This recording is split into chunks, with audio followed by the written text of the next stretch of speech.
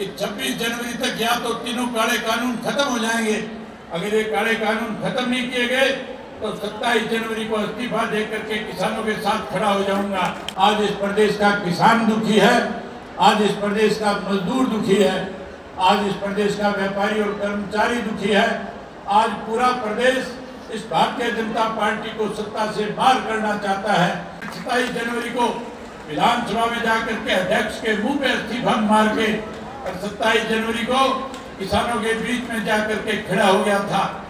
किसी गैर के दरबार में झुकने नहीं दूंगा। 85 साल की उम्र में 10 साल की कैद काटना कबूल कर लिया, लेकिन हरियाणा प्रदेश की पगड़ी को गैर की चौखट पर झुकना मंजूर नहीं किया।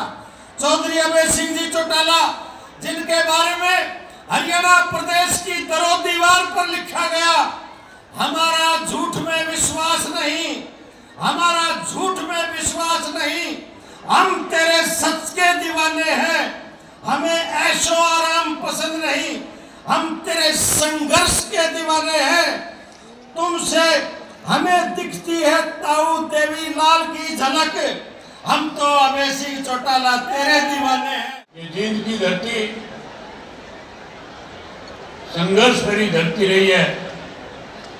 यहाँ के बहादुर लोगों ने हमेशा आदरणीय चौधरी देवीलाल जी को और चौधरी ओम प्रकाश चौटाला जी को न केवल राजनीतिक ताकत दी, बल्कि सदैव जींद के लोगों ने अन्याय के खिलाफ चौधरी देवीलाल ने जब जब भी लड़ाई लड़ी, आप लोगों ने पूरा समर्थन और सहयोग देकर के उस आंदोलन को जीतने का काम किया। आपको याद होगा साथियों, सन 1987 के अंदर चौधरी देवीलाल ने राजीव लोंगोवाल समझौते का विरोध किया था। उस वक्त देश में, प्रदेश में कांग्रेस पार्टी सत्ता में थी और चौधरी देवीलाल ने जब उसका विरोध किया, भारतवर्ष के राजनेताओं ने चौधरी देवीलाल से कहा कि चौधरी देवीलाल, ये जो आपने फैसला लिया है, इससे हरियाणा प्रदेश को और पंजाब प्रदेश के आपसी भाईचारे में खटास आएगा। चौधरी देवीलाल ने कहा था, ये जो राजीव लोंगोवाल समझौता है, इस समझौते में हरियाणा प्रदेश के साथ पक्षपात किया गया है। मैं भी चाहता हूं पंजाब में शांति हो, पंजाब का उग्रवाद खत्म हो, लेकिन अगर कोई हरियाणा के साथ कुठाराघात करे, हरियाणा के लोगों को अपमानित करके, हरियाणा प्रदेश को कमजोर करके, हरियाणा के हिस्से के पानी को कम करके, हरियाणा की राजधानी पंजाब को दे करके अगर कोई वहां शांति स्थापित करना चाहता है, तो ये मेरे प्रदेश के लोगों के साथ सरासर अन्याय है। मैं इस अन्याय को कदापि सहन नहीं करूंगा और आखिरी दम तक हरियाणा प्रदेश के लोगों के साथ खड़ा होकर के हरियाणा के साथ न्याय कराने का काम करूंगा। साथियों, जब चौधरी देवीलाल ने न्याय युद्ध शुरू किया था, उसका समापन दिल्ली में करके और चौधरी देवीलाल ने कांग्रेस के खिलाफ बिगुल बजाया था जींद की धरती से, समस्त हरियाणा सम्मेलन के नाम से। जैसे आज आप लाखों की संख्या में आज यहाँ आए हो, इसी तरह जींद के हुड्डा के ग्राउंड के अंदर लाखों की संख्या में हरियाणा प्रदेश के लोग चल करके आए थे और चौधरी देवीलाल को अपना आशीर्वाद समर्थन दे करके कहा था कि हम आपको प्रदेश की बागडोर सौंपना चाहते हैं, हमें आपसे उम्मीद है आप हरियाणा के हितों को कमजोर नहीं होने देंगे। जिन लोगों ने हमारे हितों को कमजोर किया, उन लोगों को सत्ता से बाहर करेंगे। साथियों, चौधरी देवीलाल ने इसी धरती से ऐलान किया था और कहा था कि आप मुझे आशीर्वाद दोगे। चौधरी बंसीलाल मुख्यमंत्री थे, चौधरी बंसीलाल कह रहे थे चौधरी देवीलाल तो बता रहे हैं, लेकिन चौधरी देवीलाल ने कहा कि मैं कानून बना दूंगा। और आपके आशीर्वाद से जब मुख्यमंत्री बने, चौधरी देवीलाल ने विधानसभा में कैबिनेट की पहली बैठक बुला करके अपने कैबिनेट सेक्रेटरी को आदेश दे दिया कि जाओ लिख करके लेकर के आओ, 100 रुपया माहवार पेंशन 60 वर्ष के बुजुर्ग को दूंगा। लिख के लाओ 100 रुपया माहवार पेंशन, नीचे लिखो 10,000 के कर्जे माफ, और उसके नीचे लिखो 5100 रुपये कन्यादान के। तो तीनों बातें लिख करके कैबिनेट में आई। चौधरी देवीलाल ने कैबिनेट से पास करवा के और तीनों के तीनों आपसे किए हुए वायदों को पूरा करने का काम किया था। साथियों, इस धरती ने हमेशा हमें ताकत दी।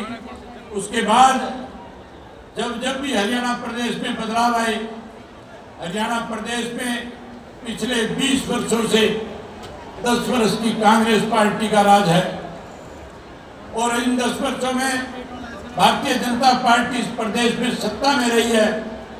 साथियों, मैं बात करूं कांग्रेस के 10 साल के राज की, तो कांग्रेस के राज में केवल और केवल हमारे कृषि प्रधान देश को इस भूपेंद्र सिंह हुड्डा ने CLU प्रधान प्रदेश बनाने का काम किया था।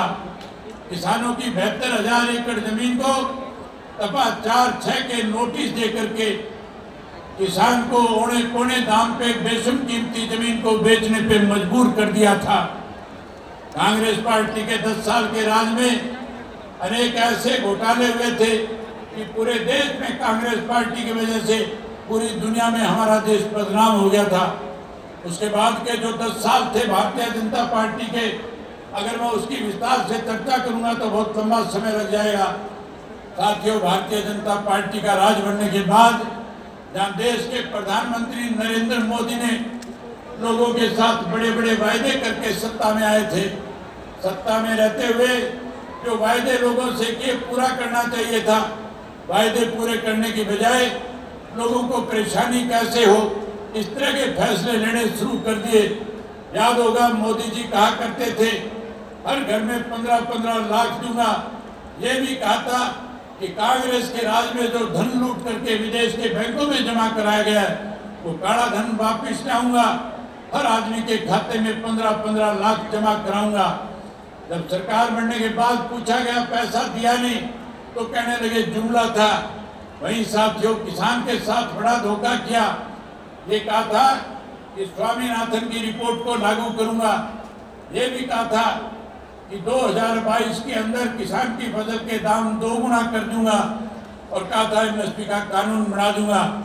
13 महीने तक किसान को दिल्ली के चारों तरफ बॉर्डर पे बैठा करके 750 से ज्यादा किसानों की शहादत लेकर के मोदी को समझ में आया था कि किसान मर सकता है लेकिन घर वापसी नहीं करेगा, इन तीनों काले कानूनों को खत्म करा करके जाएगा।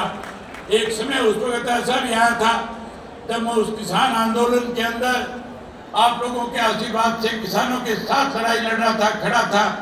मुझे किसान नेताओं की तरफ से ये कहा गया कि अगर सही मायने में आप हमारे मददगार हो, हमने पूरे देश के राजनेताओं के बीच में एक बात रखी है कि अगर आप हमारी मदद करना चाहते हो तो पहले पदों से इस्तीफा दे करके आओ, आप भी कोई बड़ा फैसला लो।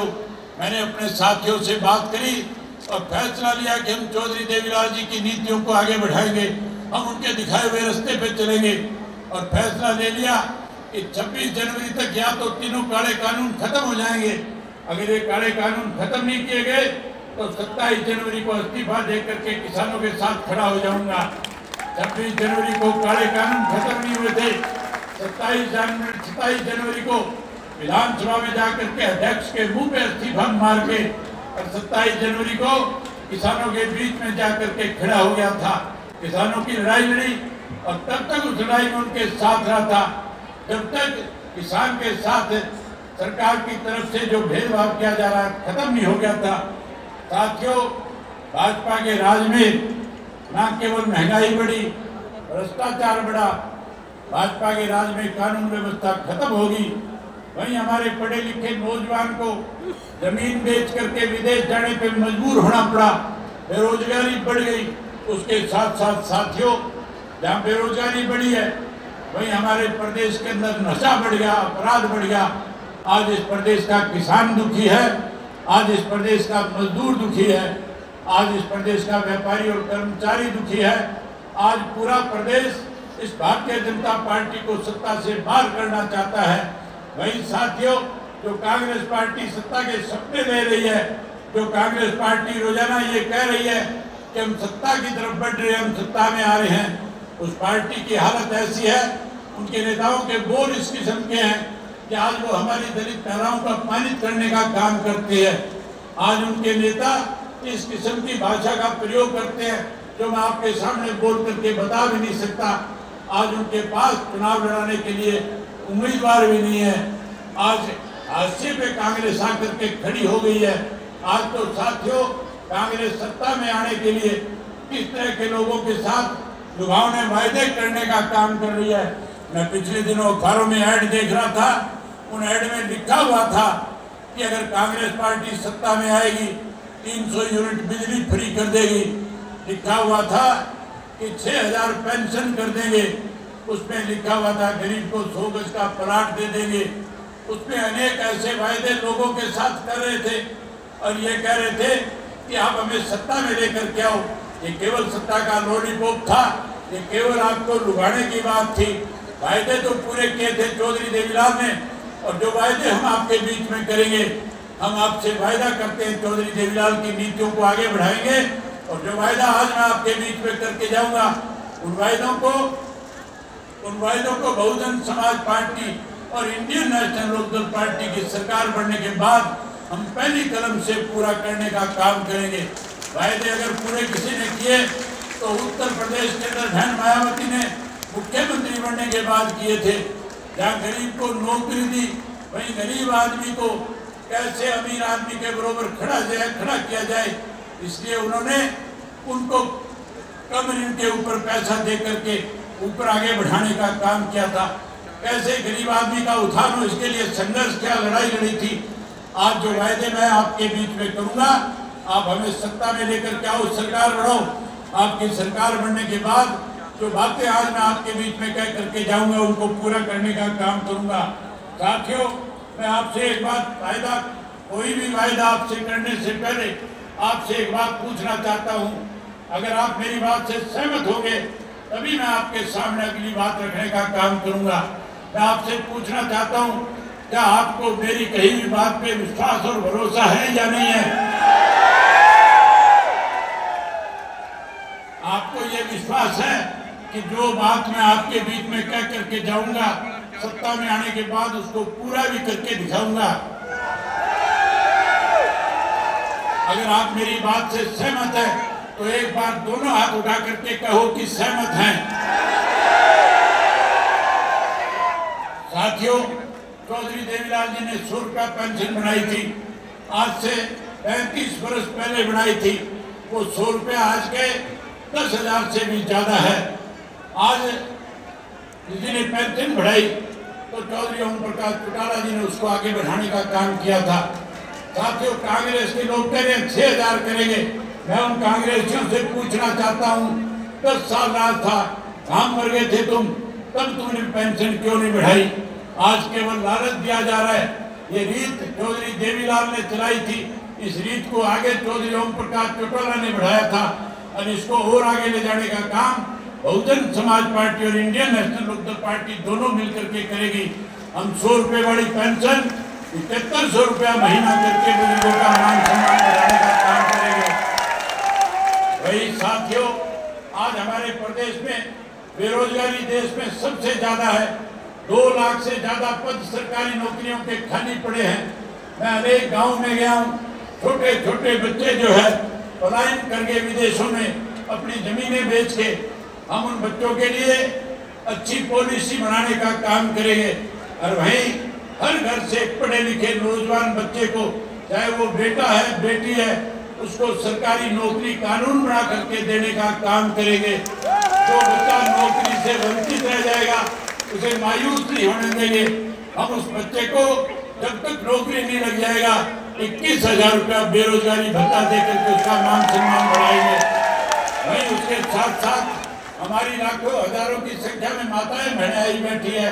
मोदी इनसे झूठ बोल रहा था, कह रहा था कि मैं माताओं बहनों को चूल्हे से पूछा छुड़ा दूंगा, कहता था घर घर में गैस का कनेक्शन पहुंचा दूंगा, गैस का सिलेंडर मुफ्त में दूंगा। आज कांग्रेस वाले कहते हैं 500 का कर देंगे। तो 10 साल में तो 250 रुपए में चौटाला साहब के राज में मिला करता था, इन्होंने महंगा किया था, महंगाई बढ़ाई थी। ये लोग आज केवल बदलाने के लिए, आज केवल वोट हासिल करने के लिए इस तरह की बात कहते हैं। आपको माताओं बहनों को चिंता करने की जरूरत नहीं है। आप सरकार बनाओ, संगठन की सरकार बनने के बाद फिर मैं भरी सभा में आपसे वायदा करता हूँ और कहता हूँ कि सरकार बनने के बाद महीने की पहली तारीख को हरियाणा प्रदेश की बहुजन समाज और इंडियन नेशनल लोकदल पार्टी की सरकार की तरफ से आपको गैस का सिलेंडर हर महीने मुफ्त में मिला करेगा। आपको गैस का सिलेंडर फ्री में दूंगा। नहीं, माताओं और बहनों को 1100 रुपए उस सिलेंडर के साथ आपके खाते में जमा कराऊंगा ताकि आपकी रसोई बढ़िया चले, किसी किस्म की दिक्कत ना आए। वहीं उसके साथ साथ साथियों 4 काम और करूंगा। मुफ्त में पानी पीने का हर घर में टूटी पहुंचा करके देने का काम करेंगे। ये तो बिजली के कहते हैं 300 यूनिट माफ करेंगे, मैं कहता हूं बिजली के मीटर पड़वा करके मनोरंजन क्षेत्र के घर भिजवा दूंगा। डोमेस्टिक लाइट का 1 नया पैसा बिल नहीं भरना पड़ेगा, पूरा बिजली का बिल माफ करेंगे। सोलर सिस्टम लगाएंगे गांव-गांव में और हर गांव में बिजली की सप्लाई मुफ्त में देने का काम करेंगे। वहीं उसके साथ साथ ओल्ड पेंशन स्कीम को भी लागू करेंगे। जिस कांग्रेस ने ओल्ड पेंशन स्कीम खत्म करी थी, मैं कर्मचारियों से कहना चाहूंगा मौका आ गया बदला लेने का, यही तरीका है बदला लेने का। अब आप इसके साथ साथ आपकी पेंशन जहाँ बहाल करूंगा, वहीं कांग्रेस को सबक सिखाओ। इस कांग्रेस ने आपकी पेंशन काटने का काम किया था। जहाँ बिजली और पानी मुफ्त करेंगे, वहीं ऐसे स्कूल गांव में बना करके दूंगा कि शहर के बच्चे चल करके गांव के स्कूल में पढ़ने आया करेंगे और शिक्षा मुफ्त में पढ़ा करने का काम करेंगे। वहीं उसके साथ साथ परमात्मा ना करे कोई बड़ा बुजुर्ग या कोई भी घर का मेंबर बीमार हो जाए, साथियों कांग्रेस वाले कहते हैं 20 लाख तक का इलाज मुफ्त कराएंगे, कोई कहता है 10 लाख तक का कराएंगे। मैं आपसे भरी सभा में कह रहा हूँ, आप सरकार बनाओ। हरियाणा प्रदेश का नागरिक परमात्मा ना करे कभी बीमार हो, हरियाणा स्वच्छ स्टेट बनकर के रहे।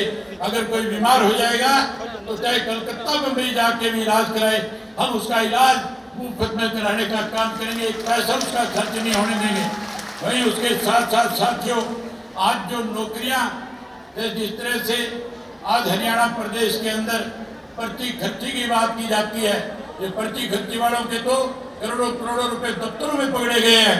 वहीं उसके साथ साथ आज अनुसूचित जाति के लोगों को, आज बैकवर्ड क्लास के लोगों को आज कौशल रोजगार योजना के तहत नौकरी से वंचित किया जा रहा है। हम इस कौशल रोजगार योजना को खत्म करेंगे, पक्की नौकरी का प्रबंध करेंगे। और वहीं उसके साथ साथ जो आंगनवाड़ी वर्कर है, उसके साथ साथ जो आपकी आशा वर्कर है, और उसके साथ साथ जो सफाई का कर्मचारी है, और उसके साथ जो आपका नरेगा का कर्मचारी है, हम उनको पक्का करने का काम करेंगे। वही नरेगा के मजदूर की दिहाड़ी 700 रुपया करने का काम करूंगा, और उसके साथ 365 दिन काम मिले इसका भी इंतजाम करके देने का काम करूंगा। वहीं साथियों गरीब आदमी को 100 गज के प्लाट देंगे। चौधरी देवीलाल आवास योजना के तहत आपको पक्का मकान बना करके भी देने का काम करेंगे। वहीं आज हर व्यक्ति पोर्टल से दुखी है, परेशान है, हर कोई पोर्टल बंद करवाना चाहता है। मैं आपसे पूछना चाहता हूं, क्या आप भी पोर्टल बंद करवाना चाहते हो कि नहीं चाहते हो? अगर पोर्टल बंद करना चाहते हो तो बोल के बताओ पोर्टल बंद होना चाहिए। आप पोर्टल बंद कराना चाहते हो, सरकार बनाओ, सारे पोर्टल खत्म कर देंगे। केवल और केवल राशन कार्ड होगा जिससे आपको सारी सुविधाएं प्रदान करने का काम करेंगे। ये सारी बातें आपके सामने कहने के लिए आज आपके बीच में आया हूँ। मैं उम्मीद करूंगा कि 5 तारीख तक दोनों पार्टी के कार्यकर्ता सारे के सारे साथी जो है लगातार 5 तारीख तक एक घर में जाएंगे, और जो बातें मैंने आपके बीच में कही है उन बातों का प्रचार और प्रसार करेंगे, लोगों का दिल जीतेंगे और फिर से 20 साल का संन्यास खत्म करेंगे और इंडियन नेशनल लोकदल पार्टी और बहुजन पार्टी को सत्ता में लेकर के आएंगे।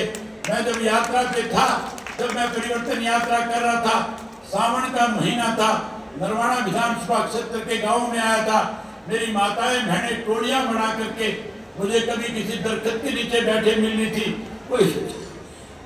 कोई मंदिर में बैठी मिल रही थी, कोई किसी दरवाजे में मिल रही थी।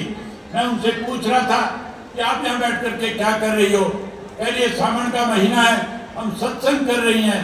मैंने कहा इस सत्संग के लिए कोई जगह नहीं है। कहने लगी हमारे पास कोई जगह नहीं है। मैं माताओं बहनों को विश्वास दिलाता हूँ, सरकार बनने के बाद हर गांव के अंदर माताओं और बहनों के लिए सत्संग भवन बना करके भी देने का काम करूँगा। साथियों, बातें बहुत सारी थी आपके बीच में कहने के लिए, लेकिन बहन मायावती जी को वापस जाना है। इनके हेलीकॉप्टर की उड़ान 3:30 बजे से बाद में उनको दिक्कत आएगी, इसलिए मैं आपके बीच में आपका समय न लेकर के आप सबसे आग्रह करूंगा कि बहन मायावती जी जब तक आपको एक एक बात कह ना दे, कोई भी साथी अपनी जगह से हिलेगा नहीं। सब साथी बहन मायावती जी का संदेश सुन करके जाएंगे। वहीं चौधरी ओम प्रकाश चौटाला जी भी आप सबको आशीर्वाद देने का काम करेंगे। आप लाखों की संख्या में आए, आपने लाखों की संख्या में आकर के आज चौधरी देवीलाल के प्रति अपने श्रद्धा सुमन अर्पित किए। मैं आप सबका बहुत आभार व्यक्त करता हूँ, आपका धन्यवाद व्यक्त करता हूँ।